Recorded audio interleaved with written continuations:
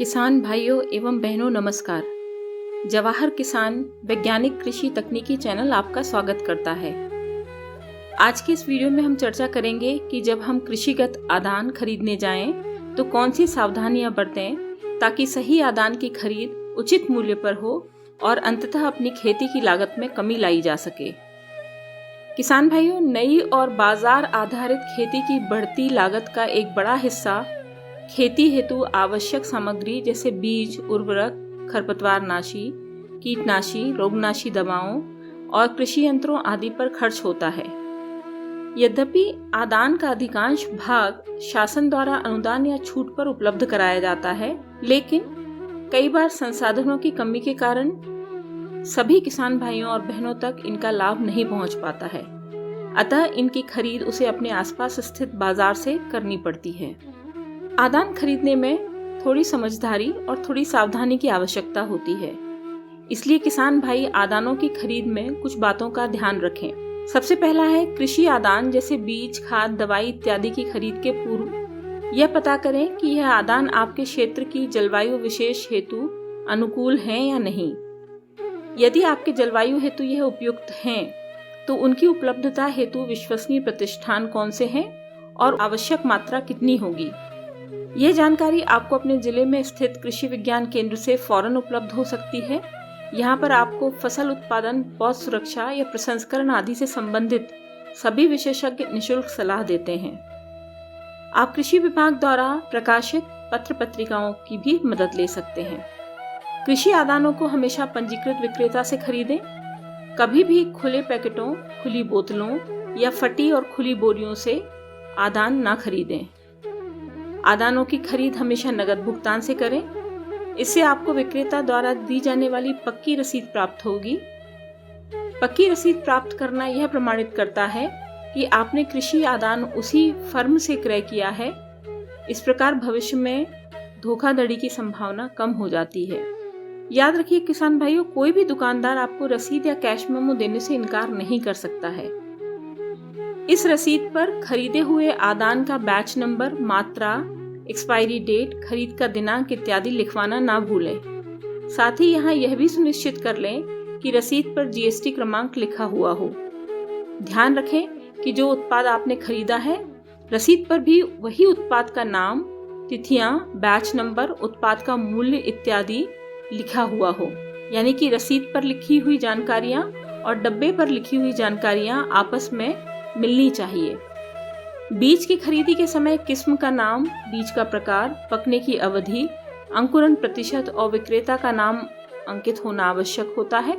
यह जरूर जांचें। आदानों की पैकिंग ध्यानपूर्वक देखें कि किसी भी जानकारी के ऊपर कोई चिप्पी या कागज ना चिपकाया गया हो। यह आशंका कीटनाशक, खरपतवारनाशी, रोगनाशिक दवाओं के समय अधिक होती है, इसलिए इनके खरीद के समय सावधानी बरतें। यदि पैकेट पर ये जानकारियां अस्पष्ट हैं अथवा नहीं लिखी गई हैं, तो खरीदने के पूर्व पैकिंग को बदल लें। आदानों को हमेशा अनुशंसित मात्रा के अनुसार ही खरीदें और अनुशंसा के अनुसार ही प्रयोग करें। कम मात्रा में उपयोग किए गए आदान इच्छित लाभ नहीं देते हैं, जबकि अधिक मात्रा में उपयोग करने से आदान का अपव्यय बढ़ता है तथा आदान का आवश्यकता से अधिक उपयोग करने से फसल और वातावरण को भी नुकसान होता है।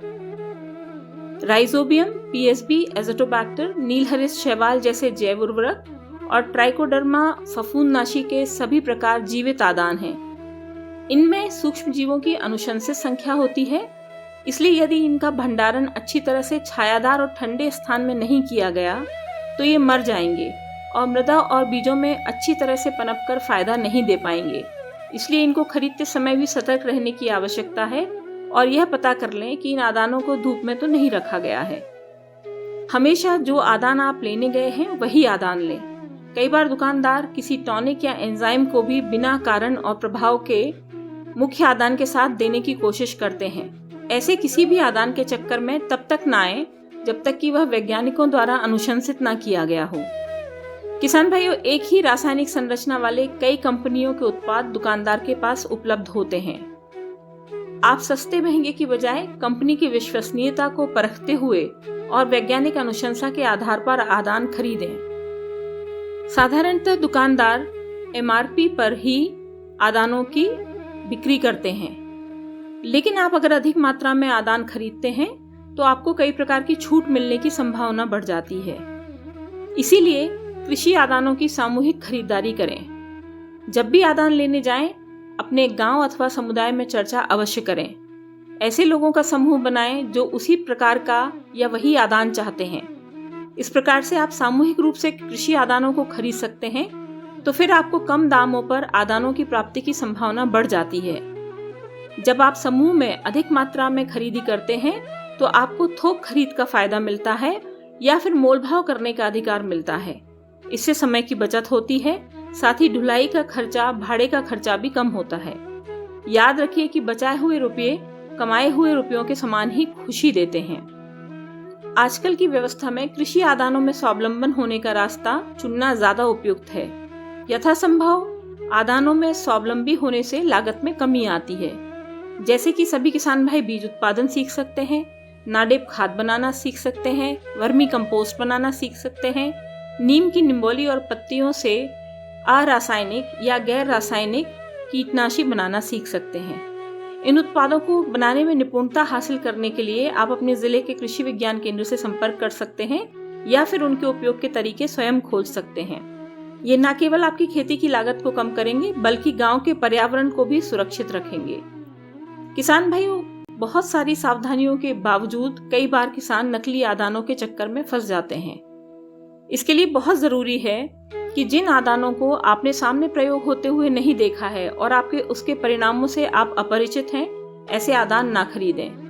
नकली उर्वरकों से बचने के लिए उर्वरक परीक्षण के घरेलू तरीके सीखें, बीजों का अंकुरण परीक्षण करना सीखें, योजनाबद्ध तरीके से आदानों की खरीद करें, जागरूक बने और अपनी समस्याओं के समाधान के विकल्प जानें। इसके अलावा अगर आपको किसी भी समय आदान के प्रयोग का अनुकूल परिणाम प्राप्त नहीं हो रहा है तो फौरन विक्रेता से संपर्क करें और संतुष्ट ना होने पर उपभोक्ता फोरम की मदद जरूर लें।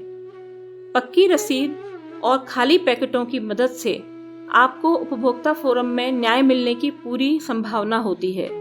अगर आपके पास पक्की रसीद उपलब्ध नहीं होगी तो उपभोक्ता फोरम आपको वांछित फायदा नहीं दिला पाएगा। ऑनलाइन खरीदी से बचें।